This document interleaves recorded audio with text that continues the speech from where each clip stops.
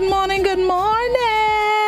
Good morning, Grenada, Carriacou, PT, Martinique, the west of the Eastern Caribbean, and the rest of the world. It is Tuesday, March 23rd, 2021. Happy to have each and every one of you tuned in to Good Morning Grenada. Always a pleasure. Hope you had a restful and peaceful night and you're ready to get Tuesday up and running in full effect. Good morning to all the folks on the GBN Grenada Broadcasting Network's Facebook page, the Grenada Broadcasting Network's YouTube channel, the website www.gbn.gd, GBN TV channel 7, 11, and 20. Good morning to the listeners of Classic 105.5, 105.9, Hot 98.5, 98.7, and to all the viewers on the Party Grenada and Go to Fit Facebook pages and Party Grenada's website. Good morning, everybody.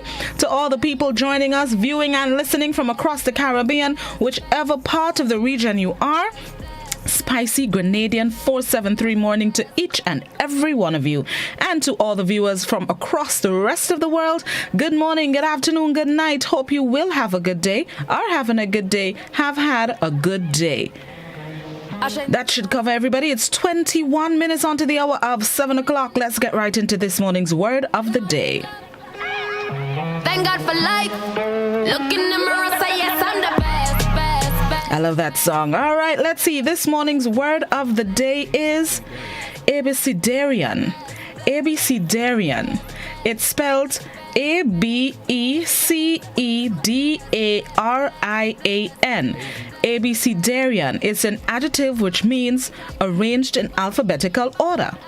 Abecedarian. In alphabetical order, that's the word to describe it. The English noun has several closely related senses. As a noun, it means someone learning the letters of the alphabet, and more loosely, a beginner in a field of learning. As an adjective, Abecedarian means pertaining to the alphabet or arranged in alphabetical order. It comes from medieval Latin. It entered English in the beginning of the 17th century. Word of the day this morning is Abecedarian. It's spelled Abecedarian. Abecedarian is an adjective which means arranged in alphabetical order. An example of the use of the word, they are in Abecedarian sequence, meaning the letters appear in alphabetical order, something more unusual than I first imagined. That's the word of the day, Abecedarian. Abecedarian, an adjective which means arranged in alphabetical order. And as you go about your Tuesday today, the thought of the day that I want to get you through the day, through the rest of the week, or through the rest of your lifetime, no matter how long we have been traveling in the wrong direction, we can always turn around. No matter how long we have traveled in the wrong direction, we can always turn around. It's never too late. It's never too late to make an about face if you're heading in the wrong direction. If you're going on the path that you don't want to be on, if you want to change your objectives, change your direction, change the results, change something about your lifetime, it's never too late to turn around. Even if you've been traveling there for 34 of your 35 years or one of your 35 years, you can always turn around and start over or go in the opposite direction if that's what you want to do.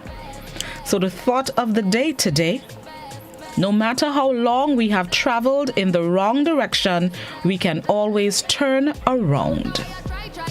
Remember that. It's never too late. It's never too late. Let's see what's celebrated today, Tuesday, March 23rd, 2021. Today it is World Meteorological Day. World Meteorological Day. With today's technology, it's hard to imagine a time when we didn't know what the weather was going to be like. Instead of having a 5-day forecast right on your weather app, you had to read wind patterns for weeks if you wanted to know whether you needed a rain jacket or a light sweater. That's why on March 23rd, we celebrate the World Meteorological Organization, an international organization that collects data from all over the world to help us better understand the weather and its impact on our lives. Good morning to all our weather officials or meteorologists. and all of you that work in the meteorological field, no matter what role you play. Good morning to all the folks down at the Met Office. I'll be contacting you in just about 17 minutes or so for this morning's live weather report and forecast.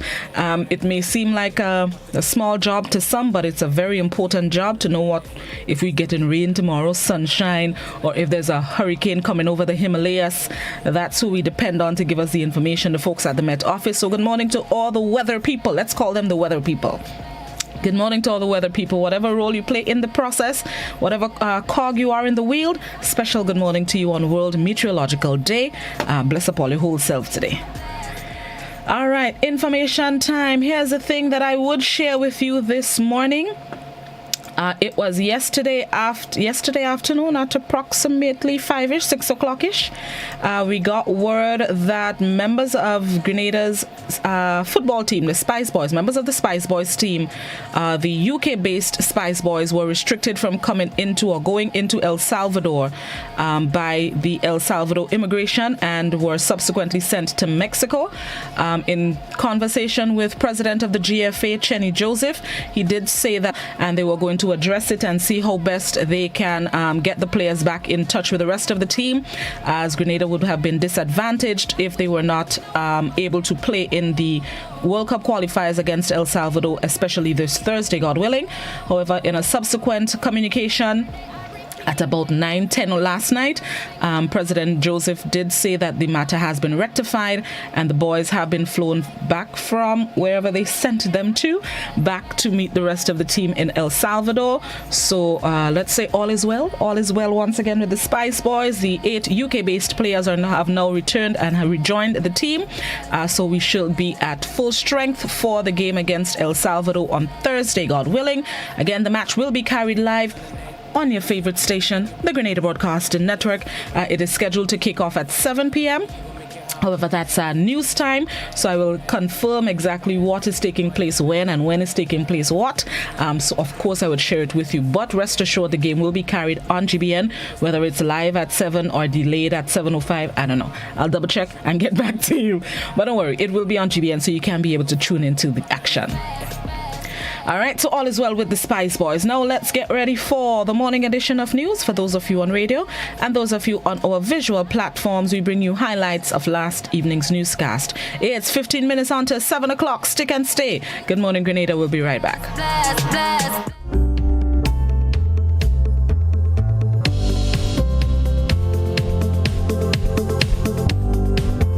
A robbery has left one man missing and residents of Chantemelle St. Patrick demanding justice. Residents say the one to blame is another resident who has been terrorizing them since his arrival by claiming their land, killing their animals, and destroying their properties. Now, residents say they believe his actions have led to the disappearance of a community member. Trelana Charles has the details. Rodney Bucky Nichols was the victim of a robbery while at his shop on Thursday. Video footage circulating on social media shows a man who is said to be in police custody entering the shop and, after a short back and forth, collecting money from Nichols, who is currently missing. Sandra Nichols, the wife of the missing man, said the community has been victimized by her next-door neighbor, who they have taken to court multiple times but received no justice.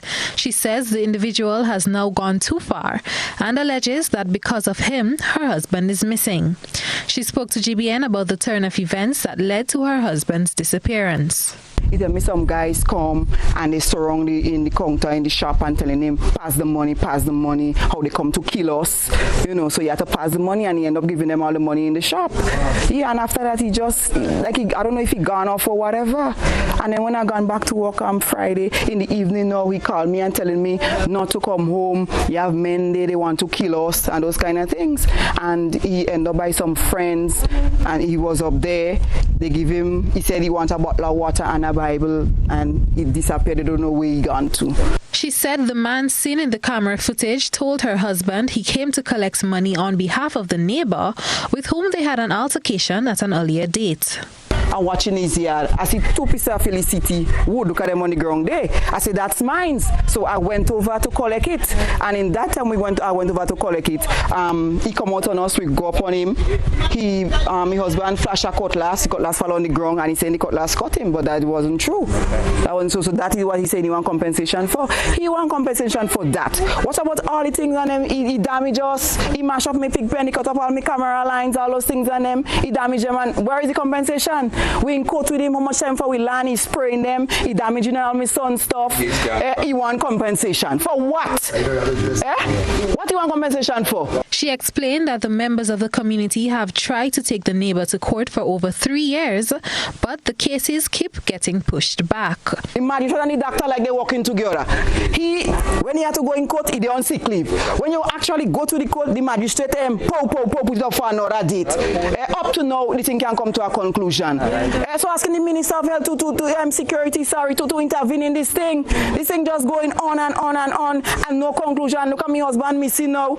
Residents of Shantimel, who all gathered at the shop to lend support, are now saying enough is enough, and if they cannot seek justice through the courts, they will take matters into their own hands. He ain't do nothing. He's a quiet fella, never in no confusion, nothing in nobody. But from since that criminal come around here, I'm always seen everybody around. Even me used to know this. Long Bucky and this guy, they having a conflict. He always saying the land here is his and the land here is his. So I don't know what is the problem. I don't know. And if they have any evidence that the man is associated in any way, shape or form with Bucky disappearance, they suppose 4 days going to step in already. Right? Because if they don't step in, and threatening the gathered residents.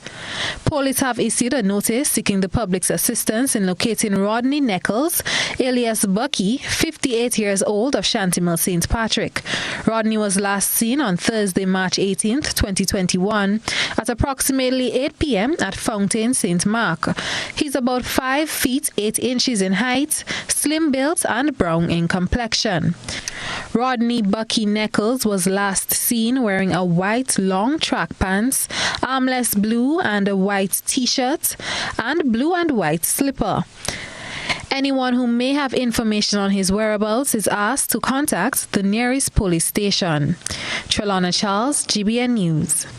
Now, a few months ago, GBN broadcast a story of farmers and other villagers in Shantimel St. Patrick complaining bitterly about an individual who was allegedly terrorizing them. With the intervention of police on numerous occasions, but seemingly the wheels of justice are at a halt as the situation continued. Our guest tonight is former political leader of the National Democratic Congress and resident of the community, Joseph Andel. Welcome and thank you for joining us, sir. Good evening, and I really wish that I could say I'm pleased to be with you, but this is a very sad and traumatic moment for everyone in the village. Bucky and I, we practically grew up together, played cricket and drafts together, and just when I heard of his disappearance, I went through some of my old albums, and I was able to pull out this photograph that I shot of Bucky in 1990, soon after I'd come back from studying in the States. We were that close, and in fact, he's even a distant relative of mine. So I really wish to extend a hand of empathy to Sandra, Zinde, and Zwandi, their 2 young sons, and I'm praying and hoping that this will all work out well for Bucky, his family, and the entire community of Shantimel. You mentioned the entire community. What's the atmosphere like tonight in Shantimel?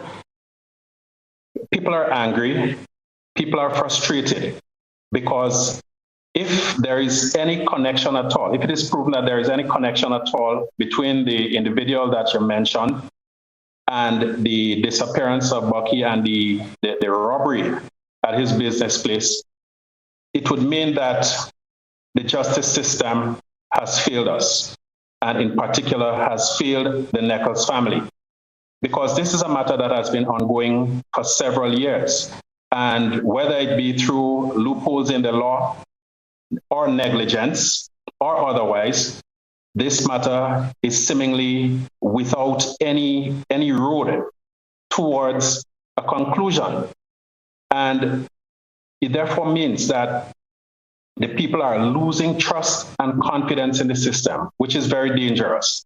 When people get to the point where they feel that the state can no longer protect them, then you know that the law of the jungle is most likely the one that is going to prevail. And we sincerely hope and pray that we do not get to that.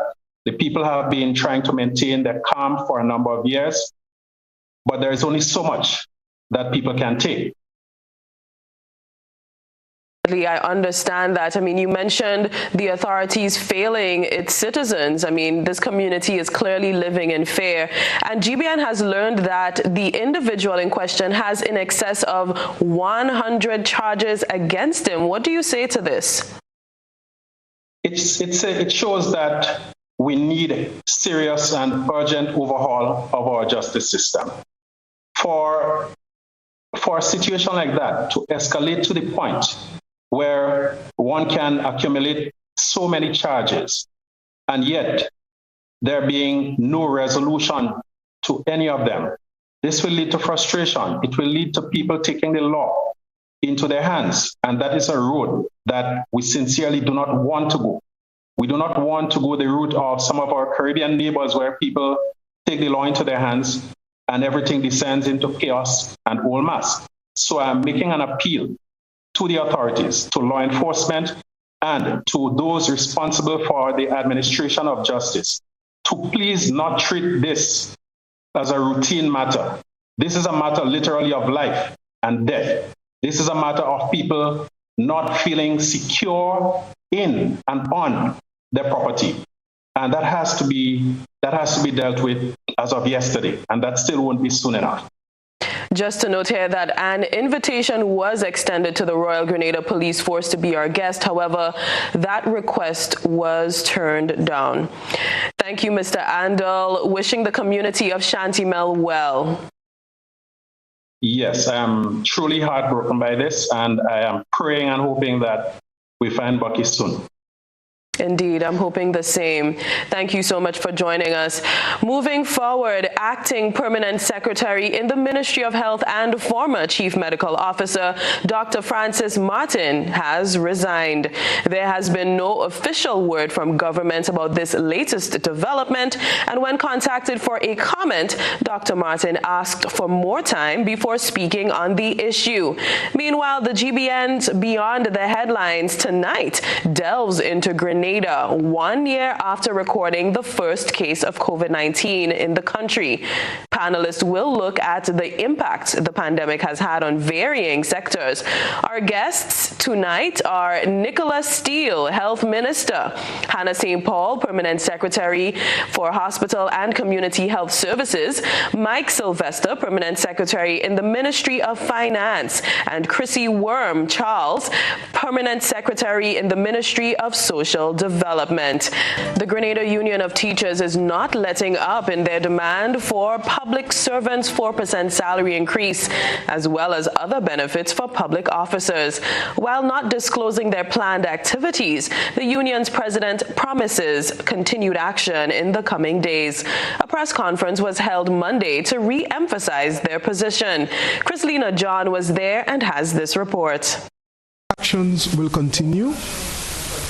The exact form how our actions will unfold will be determined as time goes by.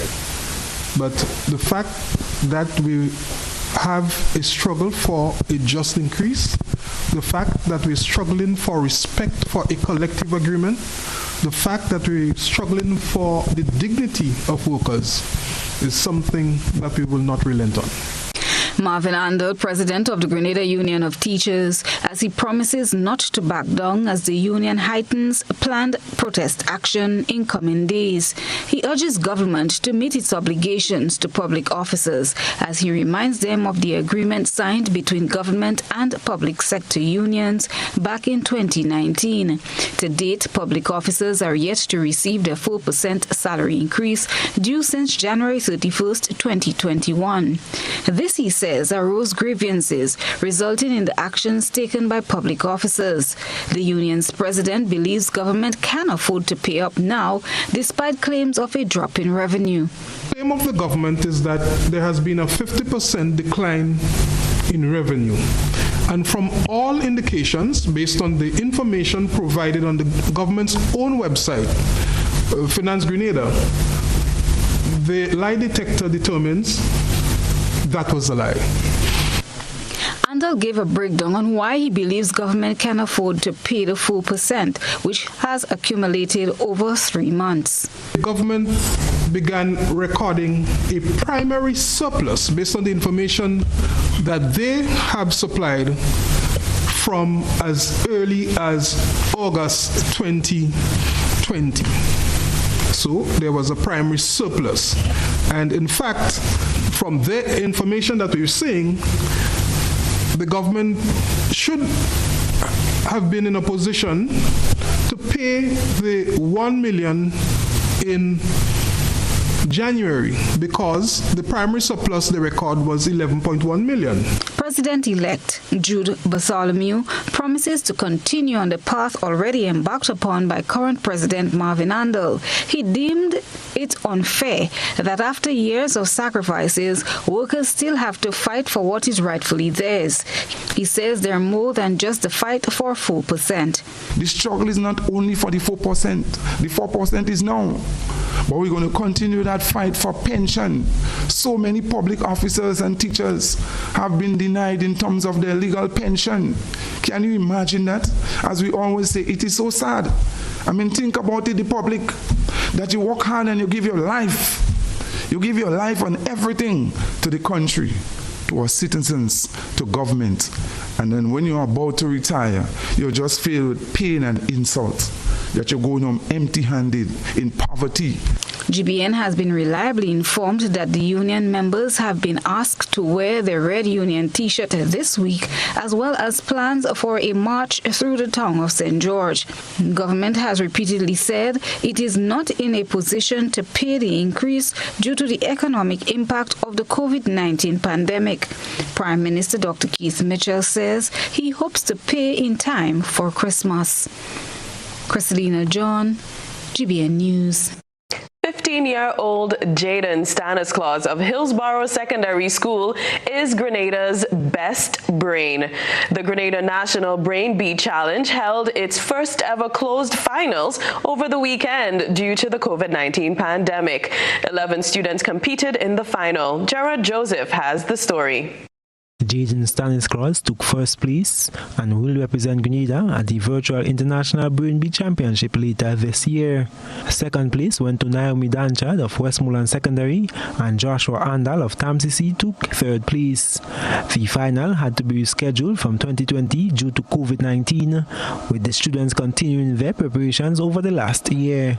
Quiz master for the Grenada National Brain Bee Final was Dr. Gabriel Walcott Bido. Given the COVID pandemic, which has reduced the in-person live competition or the risks associated with having a live competition, the Grenada Brain Bee Challenge team decided to pattern its competition after what's being done internationally. And so we introduced the concept of a hybrid classroom. St. George's Baptist Church was the in-house location for students in Grenada, where the same content was viewed by finalists in Carriacou. So that's the beauty of the online environment. Let's not try to mop a wave coming to the shore. Let's join and get a boat and paddle with that wave. So what the virtual environment has allowed us to do is to run this examination simultaneously. We're running it both in this venue here in Grenada as well as in Carriacou. Walcott Bido, who is an assistant professor at SGU, says the content of the final was set at the level of what medical students learn. So the students right now, as you would have seen, they're they sit in the first part of their examination. This examination consists of 3 parts. It's the neuroanatomy, which is the structure and function of the brain, both macroscopically and microscopically. They have got a neurohistology component, which is the tissue structure and understanding the functions of the specific tissues that has been identified of the brain and the surrounding organs, as well as a third component, the clinical cases or patient diagnosis section. She welcomes the virtual format, which she impresses ran smoothly and can be a format for future Brain Beat challenges. Given the experience of the instructors and the assistant profs who have been helping, they have been able to load those questions simultaneously. The other thing is that I can have real-time results. So while the students are doing the exams, I can monitor what the students are doing virtually, and I'm seeing the results and the responses coming in lifetime. Yeah, it makes the assessment a little bit fair. So all of the students have access to the same questions. National Coordinator Gail Blackett says Grenadian students continue to perform well locally and internationally. I am Gerard Joseph for GBN News. Congratulations to Jaden. The Fisheries Ministry has reacted swiftly to concerns by fishers about 2 tankers that are loafing northwest outside of Grenada's territorial waters for the past 3 weeks. Responding to reports on Friday, the Grenada Ports Authority and the Grenada Coast Guard were immediately contacted to ensure that the assets of local fishermen are being protected. Local fishers had expressed concerns that the tankers, which have been loafing outside of Grenada's waters, could cause possible damage to their long lines. However, they are also aware that the tankers are entitled to right of innocent passage under international maritime laws. Officials at the Grenada Ports Authority have since indicated that the vessels are awaiting instructions to proceed to St. Lucia. The U.S. Embassy in Bridgetown, Barbados has initiated an interview waiver for visa renewal applicants. This comes as the United States expands opportunities for people to renew their visas without making in-person visits to the U.S. Embassy in Bridgetown, Barbados. More in this report. Previously, only those applicants whose non-immigrant visa expired within 24 months were eligible for an interview waiver. This period has been temporarily extended to 48 months until December 31st, 2021. Any applicant whose visa expired within 48 months before the date of application is eligible for an interview waiver for a visa application in the same classification until December 31st, 2021. Sherry Noel of the Government Information Service spoke with Carl Duckworth, U.S. Chargé Affairs. Visa has expired within the last 4 years. You may be eligible for the visa interview waiver process, which means you can go online to bb.usembassy.gov, check out all the material there, go through the steps, and see if you're eligible for a visa interview waiver, meaning you don't have to go to Bridgetown.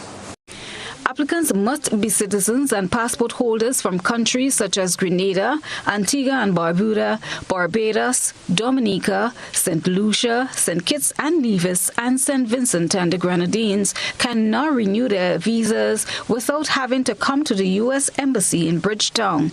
The Chargé Affairs further explained. What the State Department has done is expanded the visa interview waiver program throughout the end of this year. So what this really means is if you have had a certain categories of visas, and B1, B2 is one of those categories, to the United States, and it has expired in the last 4 years, you are eligible to send in your passport for renewal rather than going to do an interview. So therefore, it saves a trip. Applicants who have not previously held a valid visa or whose visa expired more than 48 months ago will be required to appear at the U.S. Embassy for an in-person interview. The airport closed in Grenada, of course, during COVID. So what happened is that made it very difficult for certain people from the United States to fly here, or I say Grenadians, to fly from the United States here. So if you had overstayed your visa, you probably would have to go in and explain the situation, and you probably have to do that interview. Christelina John, GBN News. Now we turn our attention to what has been creating a buzz on social media. Chalana Charles has been looking around the platforms. This is Social Buzz, where we shine a light on the thoughts and concerns of our online audience. Referring to the Minister of Health, Nicholas Steele's statement on the COVID-19 vaccine possibly becoming mandatory for frontline workers, Attorney of Law Jerry Edwin said the minister's statement was unwise and foolish. He said such an action can create havoc throughout the country. It is unfortunate, and I know that's a nice word we use in polite language here, whenever someone speaks foolishness, because that's what it is. Because Grenadians must be up in arms to hear a government official say that there is a possibility we may be forced. Our online audience were quick to share their thoughts on the situation. Dahlia commented, "No state can force vaccine on the public, but mandatory vaccine is required for healthcare workers. That is TB. So should COVID vaccine. Healthcare workers must protect themselves in order to protect their patients. If you don't want to do so, then one needs to ask themselves, is this the right profession for me?" Ron added, "We are all well knowledgeable enough about the stakes at hand. We are not children who need to be forced into any of their measures. At the end of the day, we are all responsible for our own health. And as far as human rights is concerned, everyone should have freedom to make our own choices." Darrell commented, "It can be made a condition of employment. Then you choose whether you want to work at that particular job. That is most certainly legal." Darrell wrote, "Here's the problem. If you all Grenadians don't want to wear masks, don't wash your hands, don't sanitize on the buses and in stores anymore, or social distance, then how do you move forward and restore your economy and protect lives? We understand it is a personal choice. Let's have the reasons why each person does not want to take the vaccine and address their concerns. We know vaccines save lives. This is a known thing as we all have been vaccinated for smallpox, for one. Millions of children are alive today because of vaccines. Show respect. Find out in town hall meetings, socially distanced, of course, and have the doctor answer people's questions in person. Grenada cannot stand a full-on island-wide spread of COVID. All of those on the island would die from poor care and not enough healthcare personnel or facilities." That's it for tonight's Social Buzz. If you would like to have your thoughts and concerns shared, be sure to comment on GBN's Facebook page. From the thought process to the visual impact, let's take a peek through the GBN ISAW lens.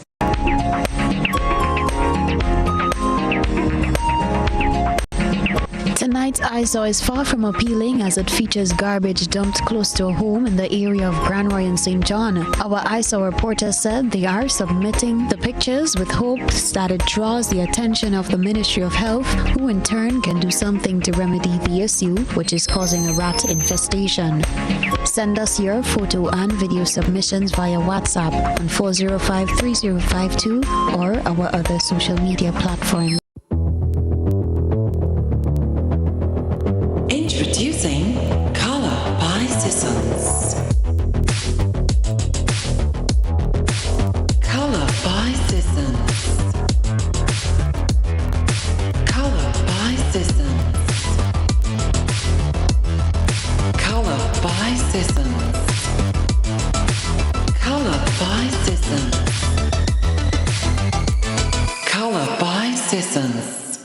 Get Rubigas. Get cooking. Rubigas, clean, safe, and reliable LPG is the perfect solution for your commercial and everyday needs. For cooking at home or barbecuing, choose Rubigas LPG cylinders. Available in a variety of sizes from 20 to 100 pound cylinders. Rubigas LPG, clean, safe, reliable. Are you cooking with Rubigas? Get Rubis, get going. Do you know what what time it is? You guessed right, it's detox time again. At Nirvana Natural Health Clinic, Detox Center and Natural Health Store. Purchase our 7-day cleansing pack for only $500. Includes everything you need for a complete total body cleanse. Cleanse your blood, kidney, liver, and colon. This cleanse will help you lighten up and get rid of the excess. Also available are our special product detox combo pack for only $100. Try our single detox products starting from $40. Check us out now. Belmont St. George's, close to the Fall Edge area, or call us on 231-6642, 449-7753, or 418-7115. Nirvana Natural Health Clinic, Detox Center, and Natural Health Store. Detox, your way to health. We are taking pride in outstanding performance. We are encouraging and recognizing innovation. We are committed to continuously doing things better, with enhanced services coming soon. Yes, we are here for you. Check us out today for your financial need. GUT Credit Union, it's where you belong. We understand it can be hard getting from the bus terminal to the Kirani James Athletic Stadium just to get your fresh fruits and veggies. But guess what? Your troubles are over. Enjoy a free bus shuttle from the bus terminal to the temporary market at the Kirani James Stadium every Friday and Saturday until the end of March. Let us buy local, eat local, and support our local market vendors.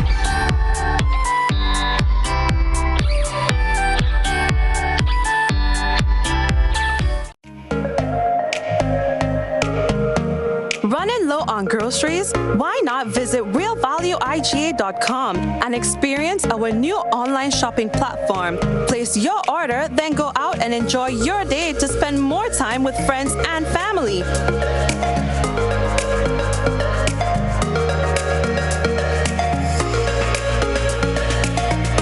Delivery available within select locations or in-store pickup available. Sounds simple, right? It is. Stress less, live more with Real Value IGA online store, where good food begins. Do you know what time it is? You guessed right, it's detox time again.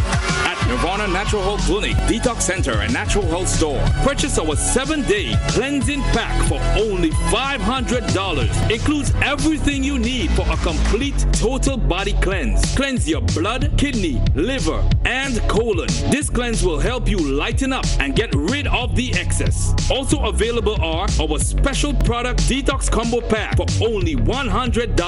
Try our single detox products starting from $40. Check us out now.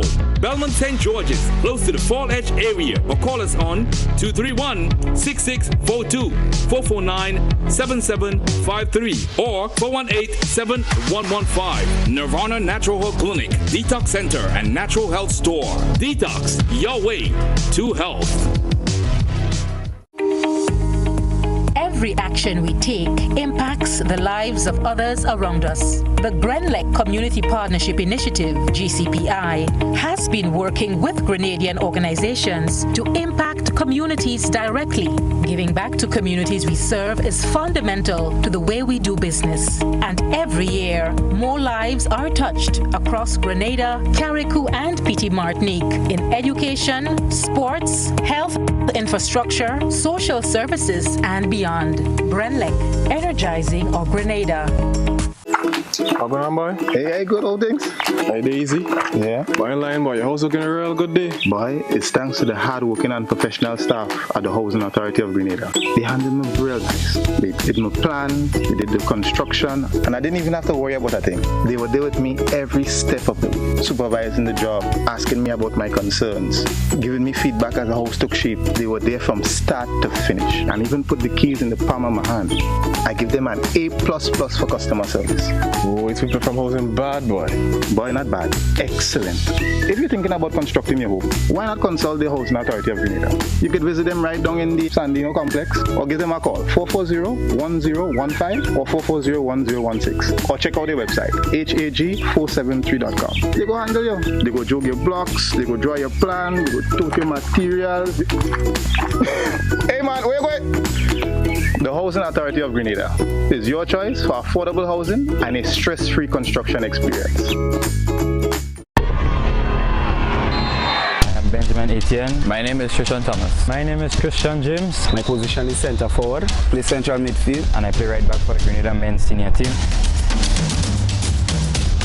I would like to urge every Grenadian to support the Grenada national team on 30th of March in our first home game against USVI in the World Cup qualifiers. They are not able to join us at the Grenada National Stadium. But you can watch our live match on Flow Pay-Per-View, channels 1000, 1001.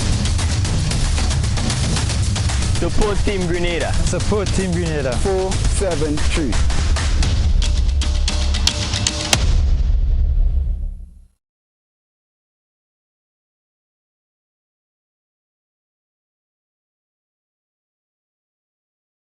Once upon a time, we shopped at Wonderland, then Neverland. But we're all grown up now and no longer believe in fairy tales. So now we just shop at Shoes R Us. At Shoes R Us, we stock the latest in shoes, tops, and jeans for the fashion-conscious lady.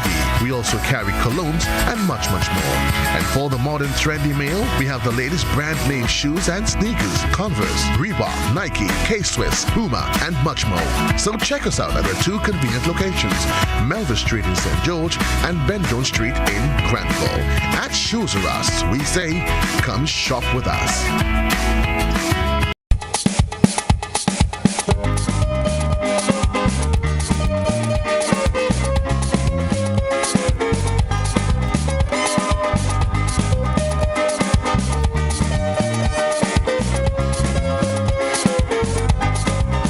There are some islands down in the south you don't know nothing about. That's my Grenada, Carriacou, and the Petit Martinique, 3 islands so unique. 3 different islands and 3 different parts, interested to explore. So I urge you, don't stay too long, come and see where we all belong. Come and see for yourselves, come behold what we sell. Want a country and tell, not just beautiful beach, all the culture that's rich, you'll enjoy your friendship. Come and see for yourselves, come behold what we sell. Want a country and tell, not just beautiful beach, all the culture that's rich, you'll enjoy your friendship. Come and see for yourselves, come behold what we sell. Want a country and tell, not just beautiful beach, all the culture that's rich, you'll enjoy your friendship. Come and see for yourselves, come behold what we sell. Want a country and tell, not just beautiful beach, all the culture that's rich, you'll enjoy your friendship. Our friendly people, who tell you our history, Shakespeare.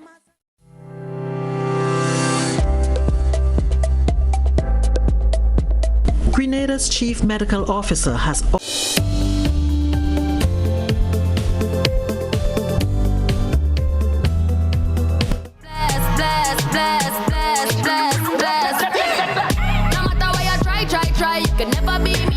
Welcome back to Good Morning Grenada 21. 1.5 minutes after 7 o'clock. You have less than 40 minutes to get to work if you're going to work for 8 o'clock. So hustle, hustle, hustle. I know the traffic on the outside a bit coconious. There are specific places you can picture what the traffic is like. So if you're stuck in traffic, best of luck to ya, yeah? All right, let's get into this morning's discussion. I have two beautiful young ladies joining me this morning, and I would call them poets. They have a form of artistry that I like. I can't, they say, when what you could do and what you can do, I can do it, but I like to hear it. It's poetry, it's spoken word, it's a kind of art that you have to feel, and it does get a vibe. Anyway, I'll let them discuss it later. But this morning, these two young ladies, Camille John and Rose Bagwan, they are here to tell us more about an event they have coming up, which is being organized by the OAS, a week for people of African descent, and their role is really to share their spoken word pieces. So good morning to these two young ladies. Good morning, ladies. Good morning, Blossom. How are you going? Good morning. We good. All you did it? Yes, we're okay. All you did it? Yes, we did. Yeah, we did it. All right. Well, ladies, thank you so much for being our guest this morning. I was expecting, I think, at least two more people. In the event that they join us or they don't, we'll just start the discussion nevertheless. So I received the information yesterday about the OAS planning, or not planning, but putting together a week for people of African descent, a celebration that they usually do, and it's coming up this week, and your role is really for the spoken word portion of it. So tell me about your involvement in this event and how you came about and prepared for it. Well, the theme for this week's event is Ending Slavery's Legacy of Racism, the imperative for strengthening justice and resilience in Afro-descendant communities in the Americas in the face of COVID-19. So it's about, I guess, the legacy we have after slavery came in our region, and how, as a predominantly Afro-Caribbean region, we are dealing with the consequences. Have we progressed? Have we moved forward? How we're living after existing in those times. Miss Rosalie Grant contacted me and they asked for pieces around this theme. And I have written a couple of those poems, some of which are in my book that you can sort of see behind me, because I feel it's necessary for us to discuss our history and how it has affected us in today's society. Rose? Yes, in fact, all that we would have been through in slavery would have impacted our lives today. And we see the effects of slavery in the way that we interact, the way that we speak, the behaviors that we engage in, and we wonder, why are we like this? Why is it that our society is like this? But when you trace it back, it brings us back to the times of slavery. A lot of the things that happen in slavery, you see that snowballing into our society even today. As much as slavery was a long time ago, it was so traumatic, and it lasted for so long too, that we see a strong effect in it even today. So getting involved in this, was it, slavery is not a topic that many people like to speak about, especially when you come from African descent. Some people, whether they shy away from it because it brings back memories, because they don't want to touch it at all. How difficult was it for you to come on board with this, knowing the background of why it was started and the history as it relates to slavery and Africans? For me, it was not very difficult at all, because in fact, these are the types of things that I like writing about.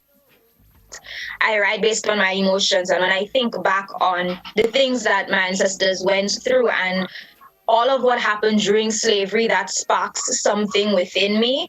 And I know that in history, when we teach history in the school, we're teaching history based on the white man's version of history. We look at the white man's book to study in the school. And so because of that, I feel like it's important that we share our history based on the Black person's perspective. So it really was not very difficult for me to be on board with this.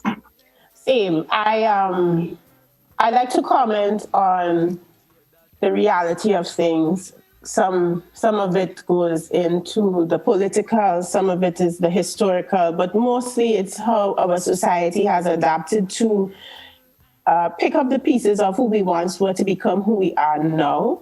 And I think that a lot of people have tried to just sweep slavery under the rug. Okay, finish, move along, but we're not allowed to really mourn the period, to celebrate who we have become outside of the period. They celebrate 9/11, well, not celebrate, but commemorate 9/11 every year, or the war, World War I and II. And this period of slavery for all Black people, we're just supposed to move on. And I think that's not good. It's not practical. And I think we really need to discuss it in order to understand where we came from and plot the progress for where we're going. With the OAS spearheading this event, how you think this would help raise awareness and bring focus to why it's necessary to commemorate and celebrate, especially when you come from African descent? Do you think that it would get the message across? I would say yes, amongst creatives and certainly amongst the younger generations. I did not study history in school. And that was a conscious choice, because when I looked at the syllabus, I realized, one, there's not enough about Grenadian history in there. I don't want to know anybody else's business, and I find that's disrespectful to me as a Grenadian to be tested in a Caribbean region about all other things, barely anything about my revolution, my invasion, barely anything anyway. So I decided, no, I'm not studying history. And then it's these isolated events. We've not been given the correct story. So, we're learning and regurgitating false information. Well, in my view, it's largely misconstrued and so forth.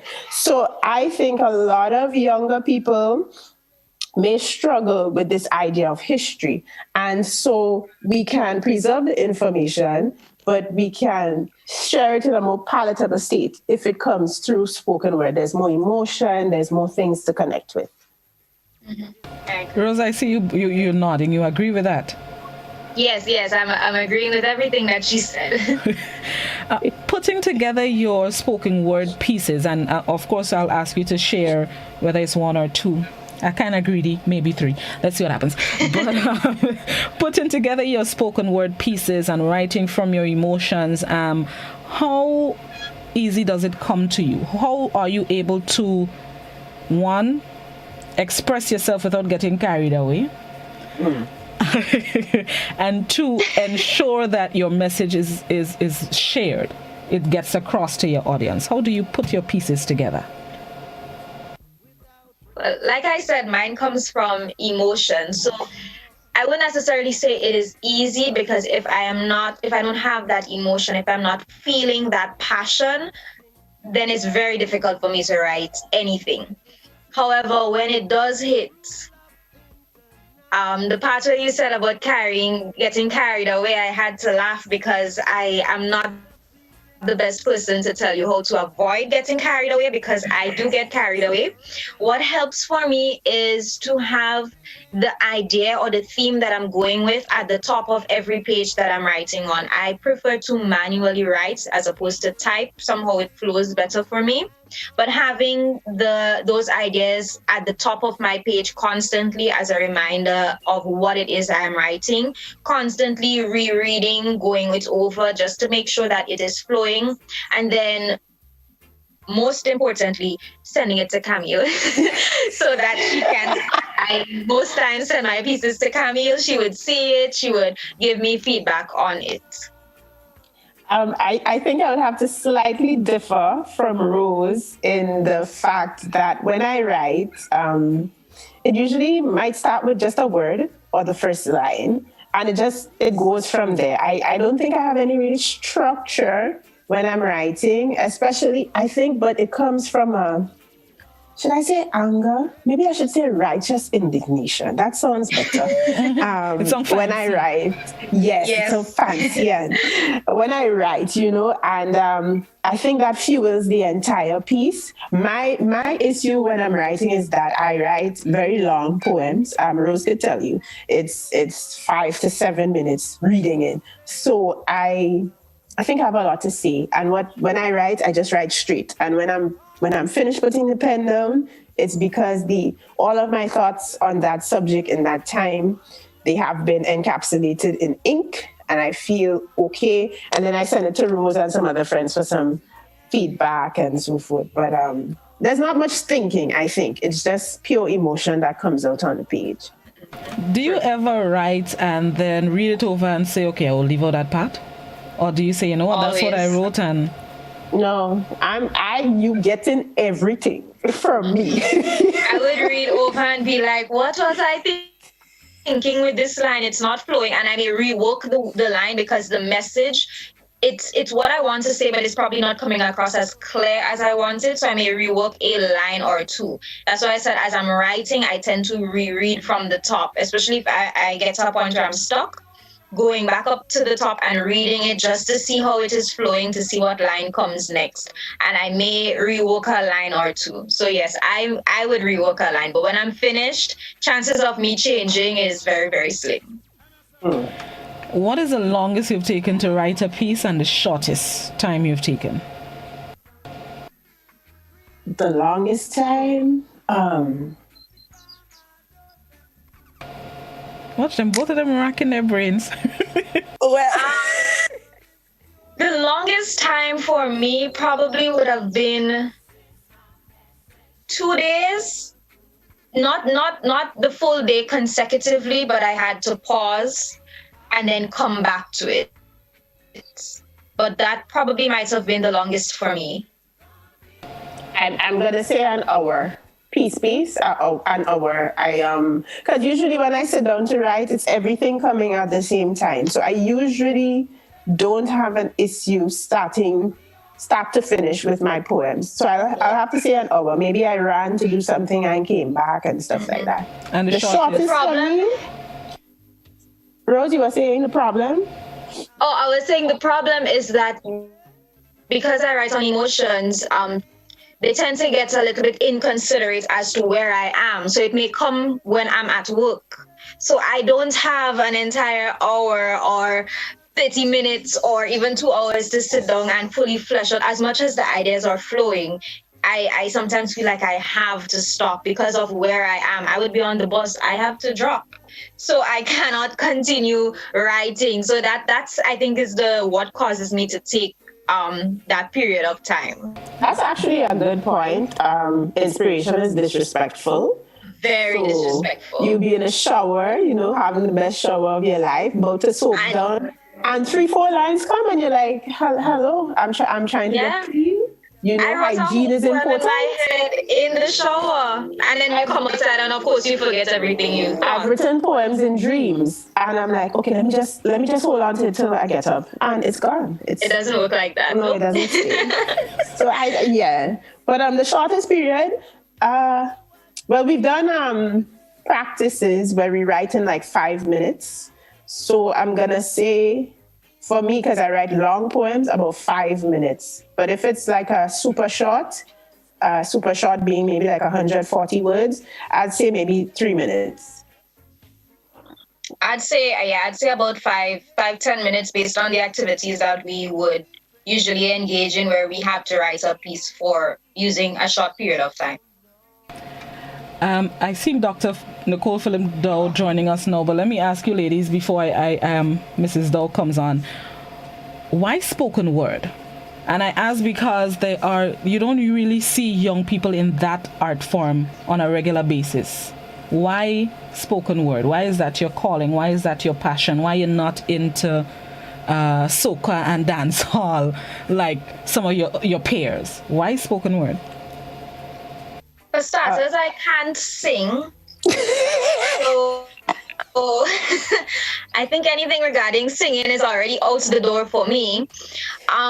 Spoken word does not have a specific structure for me. So with other poems like a sonnet or so, you have a specific structure, you have a specific rhyming scheme, you have specific numbers of lines that you have to use in your poem. But with spoken word, I can express myself in however amount of lines that I wish, in whatever rhythm that I choose. It can rhyme, it cannot rhyme. I can throw in an internal rhyme anywhere that I feel comfortable. And when I am able to write that freely, I am able to express myself better and bring across the ideas and the meaning that I had in my head to the audience a bit better when I write in spoken word. Same with the singing. I don't need to say, if you need weather changes, I can help you out. But if you want like beautiful melodic stuff, I'm not your girl. But I discovered spoken word accidentally. I never saw poetry on my radar, but after I did an assignment for homework, I realized I have the gift of rhyme. So I worked on it, and it evolved into what I do today. I love words too. I'm a logophile. I love words. You catch me reading a dictionary at any time.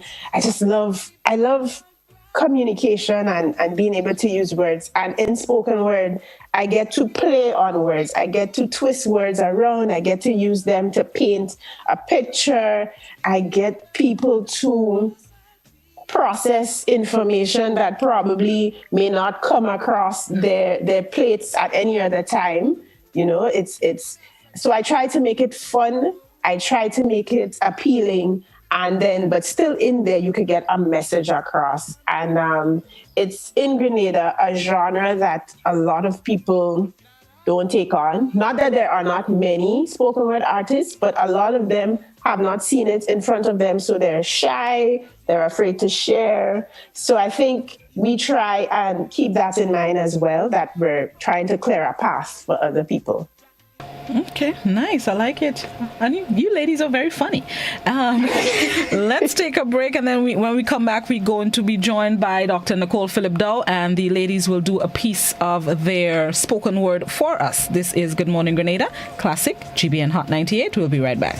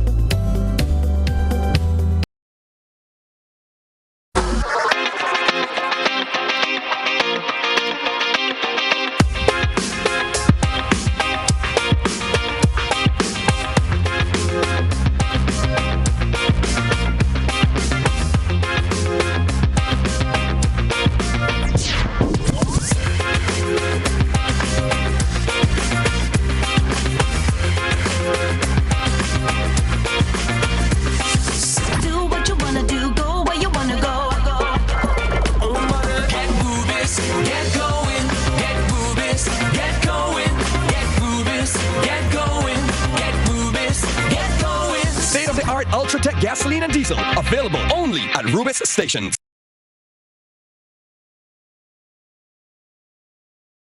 5 things you need to know about self-isolation. Stay home. If you are told to self-isolate, it means staying at home, not going to work, school, or other public places, and you should not have any visitors. Separate yourself. If you live with others, then you need to stay in a well-ventilated bedroom with the door shut. If you have to share a bathroom, then use it after everyone else. Don't share towels and toiletries, as this may put others at risk. Call ahead.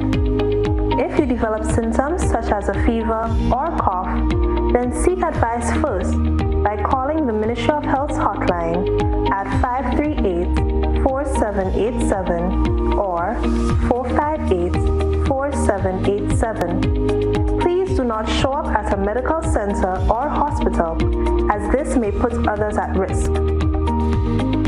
Take care with waste. If you test positive, your waste should be double bagged and disposed of separately. Create a buddy system. If you live on your own, you can plan with friends and family to check in with each other and run essential errands if one becomes sick. Once sick, they should leave groceries on the doorstep. Why it's important.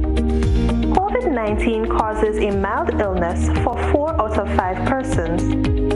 Self-isolating will help protect the older generation and those who may have underlying health problems from getting infected.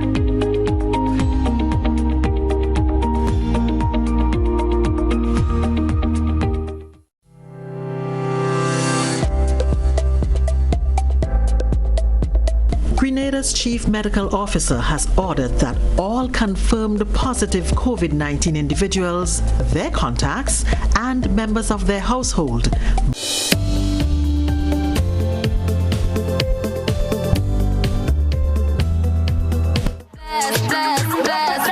Welcome back to Good Morning Grenada. It is 18 minutes on to 8 o'clock. I have to ensure the time is right. I don't want to always say I may call you late. It's 18 minutes on to 8 o'clock. Thank you, those of you who stuck with us. Thank you for your patience. Welcome back.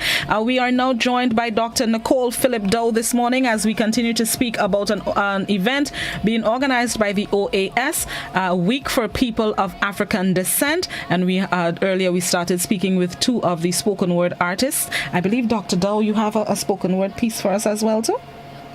Yes? No? Just checking. Just check.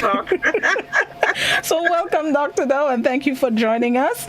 I was speaking to the ladies about the event, A Week for People of African Descent, and its importance that we are celebrating and commemorating it. For you, and somebody that we know vocal and, should I call you an advocate, for these historic events, how important you think it is for us to celebrate and commemorate a week for people of African descent? Good morning, Blossom. How are you? I am good. How you do? By the way, Mrs. Doe was my history teacher in convent, you know. Mm-hmm. Yes, I was. many, many moons ago. Exactly. Actually, I'm a young girl, so that was just the other day. Right. Okay, let's leave it that way. All right. Yes, Dr. Doe. Good morning, everyone. It is extremely important that we commemorate the importance of persons of African descent and the contributions that they have made to our society, and the fact that because of them, we are here today, because of their survival through the abysmal reality that was slavery, that in spite of that, they were able to survive and have left a legacy.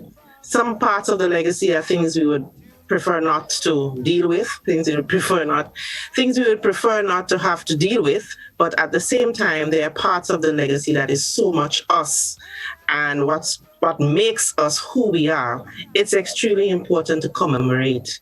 For me, as a historian, the focal point for me is always education, and education of the youth, that they understand the importance of their forefathers. If we just go back 5 generations, we would find that somewhere back there, one of our ancestors, more than one of our ancestors, would have been a slave. If we come forward, probably 3 generations, probably 4, you may find one of our ancestors who was an indentured servant. So it seems sometimes far removed, but it's really not that far removed.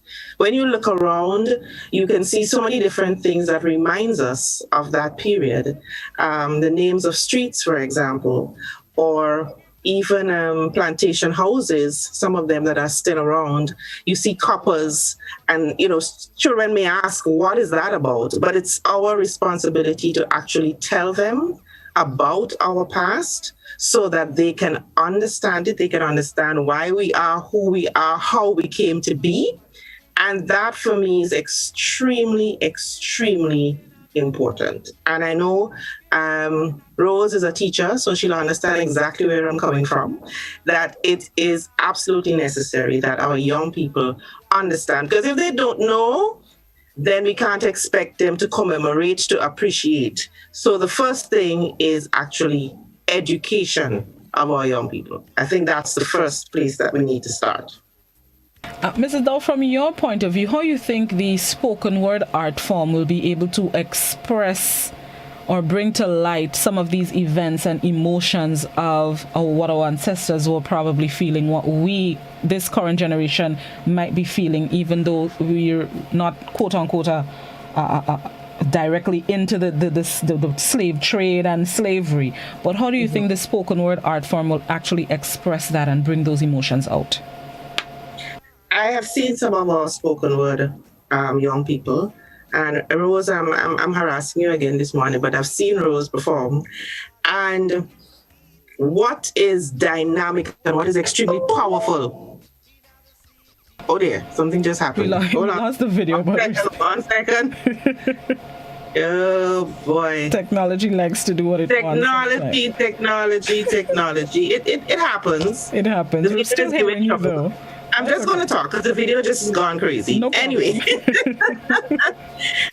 what is extremely powerful, and I said I'm going to use Rose as an example. What is extremely powerful is that someone who is that young has understood, has internalized, and is now able to speak to persons of her own age group and persons even younger so that they can understand. As a history teacher, and I'll always be a history teacher, I can't help that part of it. There are so many innovative ways to teach, yeah? And the spoken word is just one of the wonderful ways that you can actually teach about this part of our history.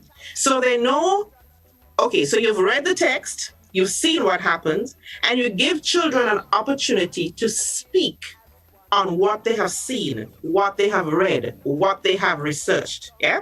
And they now have turned that into the spoken word where they can express it for themselves and they can get others to see it, to understand it, to have linkages to it, and it becomes part of them, yeah? So it's also an appeal. I can't help the education part. It's also an appeal, to our teachers that there's just so many ways in which you can bring this topic alive and you can get children involved. It could be spoken word. It could be art. I'm just going to segue a little bit.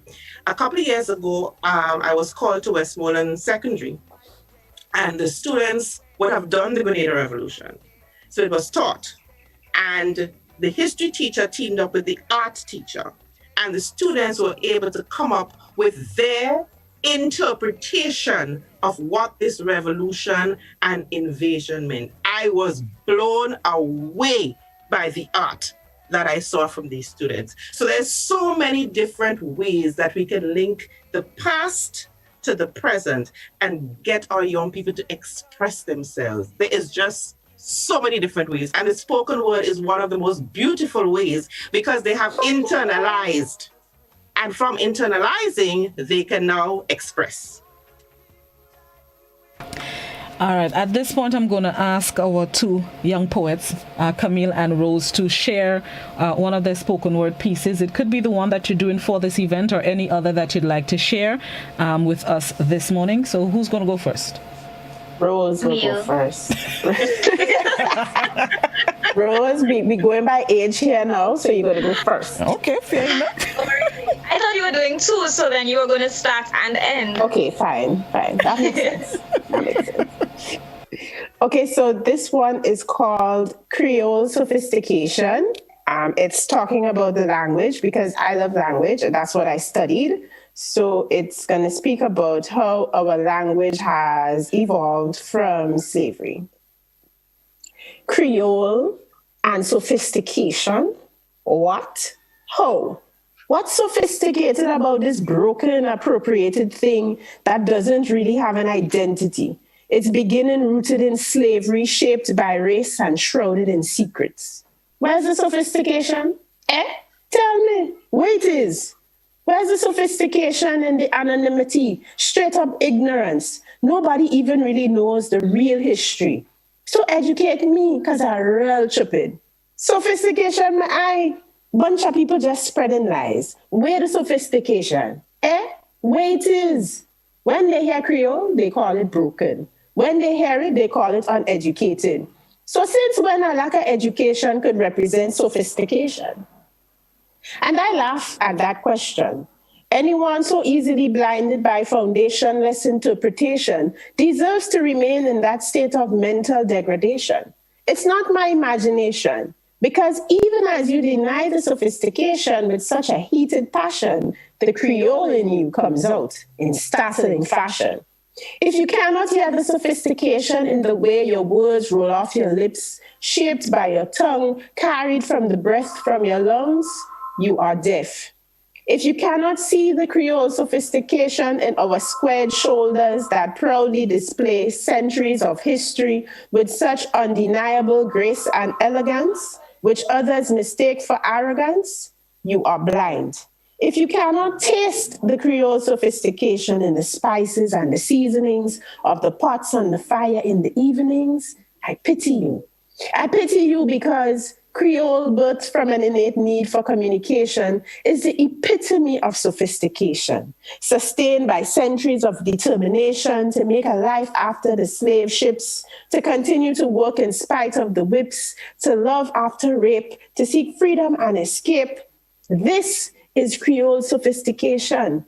It's in the blood that runs through your veins in spite of the knowledge you possess about your background, or how little you know about where you truly come from. So lesson down on your indignation when you ask that question. And know that when you see me, you're looking at Creole sophistication. Thank you. Wow. See? Absolutely. Another click in. That was beautiful. I like it. I felt it. Outstanding. Rose, let me go. This one is entitled "'Cause We Black." I wrote it about 2 years ago for Voices. It's a show that the Writers Association of Grenada usually has every year. It's 'cause we black. The way we are treated is embedded in our melanin, marrying black with bad, and everyone is scared of the darkness. Scared of us because intertwined in our DNA is ferociousness, carelessness, and laziness, right? Because ever since we crossed this sea like some washed up has-beens, we see this thing as a burden, a sin to be seen in this skin, trained to despise who we are and idolize who they were. The superior, master of all things desirable. They wanted us because we were strong, but Massa was wrong. We were as weak as the excuses they used to justify our captivity. Christianity conveniently bent to suit their immortality. See, it wasn't the shackles that had us, and they knew it. It wasn't their preaching about the divine. See, the chains were mere accessories to the fit because what they imprisoned was our minds. That was the strategy. To capture us, not until slavery was abolished, but for an eternity. And over time, we tightened the twine around our mind as we began to teach our kin to hate their skin, despite all the hashtag glowing in this melanin, because our mind was still dripping with what has been. It's 'cause we black. Our need to succeed has been suppressed. Our ancestors refused to remain oppressed, but here we are, bending over and taking branding, slaves to the brand name, caned into thinking it's okay with the new drugs injected into our system. We have forgotten our roots, and our kunta kinte energy has been transferred into infirmity. Our name is now Toby. And we are molded into the perfectly sized bowl to hold on to the pain of long ago. Now we have adopted their culture. It's either you're fair or you're bleaching in order to fit in. Nice hair or chemicals to straighten out our flaws because we need some heavy editing before posting our faces out in public. Still captured, growing and glowing, sun-kissed and loving my skin. But we're careful that society does not get too tainted by our tint. But they are no longer fearful of the darkness, because no black is afraid of black empowerment. No, those are our chains. Is it because we black? We can't move past our past, not forgetting, but the blame game we're playing is getting quite stale. Black is not an excuse anymore. It is not a label for bad, a tag they attach to every black child as if born into a stereotype, a box of some kind, and somehow we believe that by crying the key would mysteriously pop up. Still claiming to be a pack of kings and queens, but we are the biggest jokers as we struggle to squeeze ourselves into what we feel society wants us to be, but in reality, aren't we society? It's not the outward appearance we need to change. It is not the physical alteration, it's a state of mind modification that needs to occur. In case you haven't noticed, our skin moves with us. So the hindrance is not the shackles of our ancestors, the whips from the overseers, or the rape by their masters, it's us. But what do we do about it? Sit back and say, it's 'cause we black, 'cause we black. But it's not 'cause we black we have to claim victimization, or 'cause we black our destination is where we are now. 'Cause we black we have to maintain our reputation as bad, 'cause we black. Drop the label. Pick back up the power and work together. Because this segregation thing is tiring and we only breaking each other down. It's not black versus white, black versus black, black versus the world. It's people growing together and creating a future not dictated by what happened, but guided by it. Martin Luther had a dream and we still in it, sleeping on it, dreaming of better days as if it's not up to us to construct it. The law freed our bodies, but it's time we freed our minds. Untie that knot, because it is not 'cause we black. That's all. Clickety click click. Y'all are some talented young ladies, man. Talented young ladies. No, I'm mad. We don't have time for the second one. No, I'm mad. I'm mad. This was beautiful. That was beautiful. And that's what we can expect when you participate in the virtual events to celebrate a week for people of African descent. What are you hoping listeners of your spoken word pieces would take away? That we must continue to progress. We must use our experiences as a foundation, because it's not just about us, it's about the generations that will come after. And also, I mean, from the artistic side, that anyone can learn to express themselves in whatever manner that they so choose. I'm hoping that we start recognizing that we have more power than we allow ourselves. I think we are so powerful that we're actually maybe a little scared of that power that we have. So if we if we wake up a bit and start taking action. And Mrs. Dow, what are you hoping listeners, viewers, people who participate would get away from this activity? Mrs. Dow? I think we lost her. Can you hear me, Mrs. Dow? The video went and now the audio went. Well, it's a good thing I got her when I got her. Ladies, I want to thank you both. Thank you as well, Mrs. Doe. Hopefully you may be still hearing me. I look forward to the events that's taking place this week as they commemorate a week for people of African descent, and I look forward to hearing more of your pieces. Bless up all your whole talented, funny, beautiful selves. Thank you. Thank you. Thank you. Have a good day. You too. Thank you. You too. Righty, bye. Bye. Bye.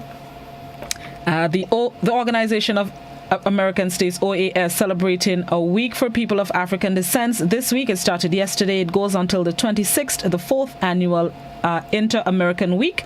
You can check out the website oas.org for the information. They have a virtual event for the entire week, so check out the website and you'll get the entire schedule for what is taking place when and where, including the spoken word performers. Thank you so much for tuning in to Good Morning Grenada. Let's now join the BBC for the 8 a.m. newscast, which I believe is just about to get on the way. Have yourselves a safe and productive Tuesday. Bye-bye, everybody.